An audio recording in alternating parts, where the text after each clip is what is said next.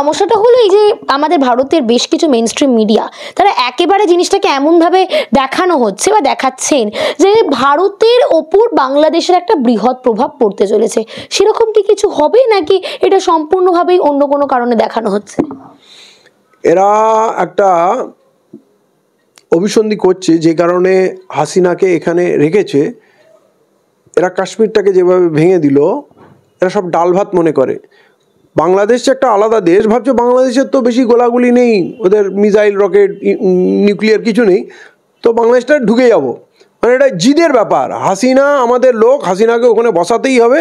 ওই যেভাবে ওই তামিলনাড়ুর সরকার পাল্টে দেয়, হরিয়ানার সরকার পাল্টে দিলাম, গোয়ার সরকার কিনে নিলাম, এই পশ্চিমবাংলা প্রেসিডেন্ট রুল করে দিলাম, এ তো সব অশিক্ষিত মাল। এরা ভাবছে যে আমরা বাংলাদেশে ঢুকে যাব, কক্সবাজারটা নিয়ে নেবো, ওইখান থেকে আমরা সমুদ্রপথে ডাইরেক্ট অ্যাক্সেস পেয়ে যাবো নর্থ ইস্টের, এসব স্বপ্ন দেখছে। এবং এই কারণেই ওখানকার উত্তেজনা তৈরি করছে, তোমরা ওখানে গণ্ডগোল পাঠাও, আমরা সুযোগ বুঝে। যেমন ওই রাশিয়া ইউক্রেনে ঢুকে গেল, এরা নিজেকে সুপার পাওয়ার মনে করে, ভাবছে বাংলাদেশে চলে যাবে। কিন্তু এই যে পরিণতি হবে, ওখানে রাশিয়া আসবে, চায়না আসবে, আমেরিকা আসবে, পাকিস্তান আসবে। এই যে ফিলিস্তিনের মানুষের কাছে খাবার নেই, তাদের হয়ে যুদ্ধ কে করছে? জর্ডান করছে, হুতিরা করছে, ইয়ামানে হুতিরা করছে, ওদিকে ইরান করছে, ওদিকে আরও অন্য অন্য দেশ লজিস্টিক সাপ্লাই দিচ্ছে, রাশিয়া তাদের টেকনোলজি দিচ্ছে, নর্থ কোরিয়া দিচ্ছে। তাহলে পৃথিবীতে বড় বড় সুপার পাওয়ারকে আমরা হারতে দেখেছিলাম। যখন ভিয়েতনামে গেছিল আমেরিকা, দীর্ঘদিন যুদ্ধ করার পর হেরেছে। আফগানিস্তানে 20 বছর যুদ্ধ করার পর হার মেনে চলে গেল। আফগানিস্তানের লোকের কাছে কি টেকনোলজি ছিল? পায়ে চটি ছিল না, কিছু ছিল না। তার মানে তুমি এইটা কোথাও কোনো ভ্যাকিউম ভেবো না যে আমি বাংলাদেশটাকে দখল করে নেবো আর কেউ কিছু বলবে না। এবং তার জন্য যে মূল্য আমাদের দিতে হবে, বাংলাটা তো ছাড়কার হয়ে যাবে, কারণ বাংলার ওপর দিয়ে কর্মকাণ্ড হবে। ওইখানে যে ভাইটা মরবে, আমার বাংলাদেশে হিন্দু মুসলমান যেই মরুক সেটা আমার ভাই, আর এই পারেও যারা মরবে সেটা আমার ভাই। ইন্ডিয়ান আর্মির যে লোকগুলো তারা আমার ভাই, বাংলাদেশের আর্মির লোকগুলো আমরা ভাই, আমরা তো বাঙালি। হ্যাঁ, তো এই যে এরা পরিকল্পনা করছে, এরা স্বপ্ন দেখছে, তা নাহলে হাসিনাকে এখানে বসিয়ে রাখার কোনো যুক্তি নেই। হ্যাঁ, পৃথিবীর কেউ তাকে জায়গা দেয়নি, তার তো সম্পর্ক পৃথিবীর অনেক দেশের সঙ্গে ছিল। তাহলে ওই বাংলাদেশে যে আমরা অশান্তি তৈরি করার চেষ্টা করছি, এখন তো এটা প্রমাণ হয়ে গেছে। ওখানে একটা ক্রিমিনাল ধরা পড়েছে, তার বিরুদ্ধে অভিযোগ আছে, প্রধানমন্ত্রী কথা বলে দিল যে ইসকন স্বয়ং তাকে অস্বীকার করছে, তাহলে প্রধানমন্ত্রী তার দায়িত্ব নিয়ে নিল, আপনি তার জন্য প্রতিক্রিয়া দিচ্ছেন। তাহলে এটা কীরকম পাগলামো হচ্ছে, এবং এইটা যে ভারতবর্ষের জন্য কত বড় বুমেরাং হবে, কত বড় ক্ষতির কারণ হবে, আন্তর্জাতিকভাবে আমরা তো লজ্জিত হবই। এটা মানবাধিকার উল্লঙ্ঘন, আন্তর্জাতিক মানে আইনের উল্লঙ্ঘন হবে।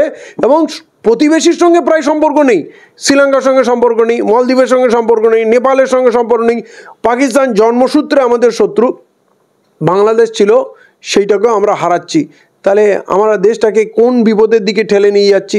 নাকি এই করে এরা অস্ত্র কেনা বেচা করবে বা ডিফেন্সের মাল মশলা নিয়ে, এতে তো হিসাব গরমিল করতে খুব সুবিধা হয়, কারণ সিক্রেট ডিল হয়, কোন মাল কত কিনেছিলাম কাউকে বলার দরকার নেই, আমার কাছে কত বারুদ ছিল আর যুদ্ধে কত মিসাইল খরচা হয়ে গেছে কিছু জানা নেই। এখানে একটা ফেক ওয়ার করে লক্ষ লক্ষ কোটি টাকার একটা ম্যানিপুলেশন হবে।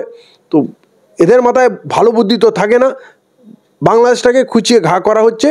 এবং এই যে কার্যকলাপটা এরা করতে যাচ্ছে, এটা খুব ভয়ঙ্কর। দেশের মানুষ যদি এখনই এদের বুঝতে না পারে, তখন যুদ্ধ আমরা কখনো চাই না, সেটা ফিলিস্তিনে হোক, সেটা আফগানিস্তানে হোক, সেটা রাশিয়া হোক, ইউক্রেনে হোক, বা ইউরোপে হোক, আফ্রিকায় হোক, বা ভারতবর্ষে হোক। যুদ্ধ কখনো ভালো কিছু করে না। এবং এরা যেই জায়গায় খুঁচিয়ে নিয়ে যাচ্ছে, অলরেডি বাংলাদেশ কিন্তু হুমকি দিচ্ছে, আমরা কিন্তু ভারতকে ভয় পাই না, পৃথিবীর সমস্ত দেশ কিন্তু আমাদেরই পাশে দাঁড়াবে। ইউনূস সাহেব অলরেডি বিবৃতি দিয়েছে, তার মানে সেও আগাম সিগন্যাল দিচ্ছে এখানে আসলে কিন্তু তোমার জন্য ভালো হবে না। তাহলে এইটা কি খুব আকাঙ্ক্ষিত প্রতিবেশীর সঙ্গে? তো ওটা আমাদের ডিপ্লোম্যাটিক্যাল ফেলিওর। অলরেডি হাসিনাকে এখানে রাখাটা একটা ব্লান্ডার।